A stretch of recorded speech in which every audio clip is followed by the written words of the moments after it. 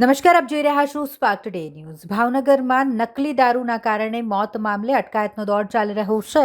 આ મામલે વાત કરીએ તો વર્તેજ પોલીસ સ્ટેશનના પીઆઈ એસબી પઢેરિયાને આઈજી રાજેન્દ્ર અંસારી દ્વારા સસ્પેન્ડ કરવામાં આવ્યા છે। એક મોટા સમાચાર સામે આવ્યા છે। વર્તેજ પોલીસ સ્ટેશનના પીઆઈને સસ્પેન્ડ કરાયા છે। ભાવનગરમાં નીલમબાગ પોલીસ સ્ટેશનમાં ફરજ બજાવતા એએસઆઈ ઉષાબેન ભીમાણીને ભાવનગર એસપી નિતેશ પાંડે દ્વારા સસ્પેન્ડ કરવામાં આવ્યા છે। અત્યારે જે ભાવનગરની પરિસ્થિતિ છે, આ લઠ્ઠાકાંડ જે ભાવનગરમાં અત્યારે ઉદ્ભવ્યો છે અને કેટલા લોકોએ પોતાનો જીવ ગુમાવ્યો છે। જાણે સાહેબ કોઈને કોઈ અત્યારે આ ભાજપ સરકારની અંદર કોઈને જીવની કોઈ કિંમત જ ન હોય એ પ્રમાણેનું અત્યારે વાતાવરણ ભાવનગરની અંદર સર્જાણું છે। જો આપણે રોજિંદનો બોધપાઠ લઈએ તો આ બનાવ બનવો ન જોઈએ। રાજ્યના ગૃહમંત્રી જ્યારે માત્ર ને માત્ર રીલ બનાવી અને વાહવાહી મેળવે છે તો આવા બનાવો કેમ બને છે? ગાંધીના ગુજરાતમાં સાહેબ દારૂબંધી છે, દારૂ આવ્યો ક્યાંથી છે? અમે આપણે અમુક સવાલો કરવા આવ્યા છે। અમારી માંગણી એવી છે, કાયદો અને વ્યવસ્થા ભાવનગરમાં સાવ પડી ભાંગી છે। અમારી એક જ માંગણી છે સાહેબ કે આ હપ્તાખોર ભાજપનું શાસન છે એટલે આવો બનાવો બને છે। અમારી એક જ માંગણી છે કે આમાં જે પણ જવાબદાર વ્યક્તિ હોય એને કોઈને બક્ષવામાં ન આવે। સાહેબ આપણે કોઈનો જીવ પાછો આપી શકવાના છીએ? નથી આપી શકવાના છે। તો આ જીવ, મનુષ્ય જીવની કેમ કિંમત નહીં?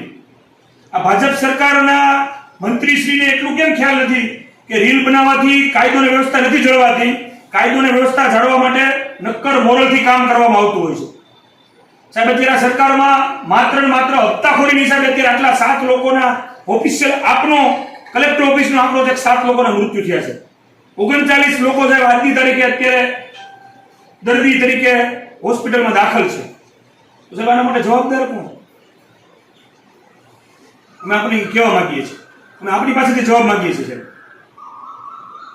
ભાઈ સાંભળો, પહેલા તો તમે લેખિત આવેદન આપવાના છો કે નથી આપવાના? હું તમને અત્યારે સાહેબ માત્ર ને માત્ર મૌખિક રજૂઆત કરવા આવ્યા છીએ। અમારા ઈ કાર્યક્રમો અમે આપવાના છીએ, એ અમે આગામી દિવસોમાં આપણે જાણ પણ કરશું। અત્યારે જે વાત છે ને સાહેબ મૌખિક જ વાત છે, કારણ કે આ મુદ્દો સમગ્ર ભાવનગરનો નથી રહ્યો સાહેબ। આ ગાંધીના સમગ્ર ગુજરાતનો મુદ્દો છે સાહેબ। મુદ્દાની ગંભીરતા છે અને એ પ્રમાણે પોલીસ વિભાગ છે એ કાર્યવાહી પણ કરે છે સાહેબ। મુદ્દાની ગંભીરતા હોય તો આ બનાવ ન બનવો જોઈએ।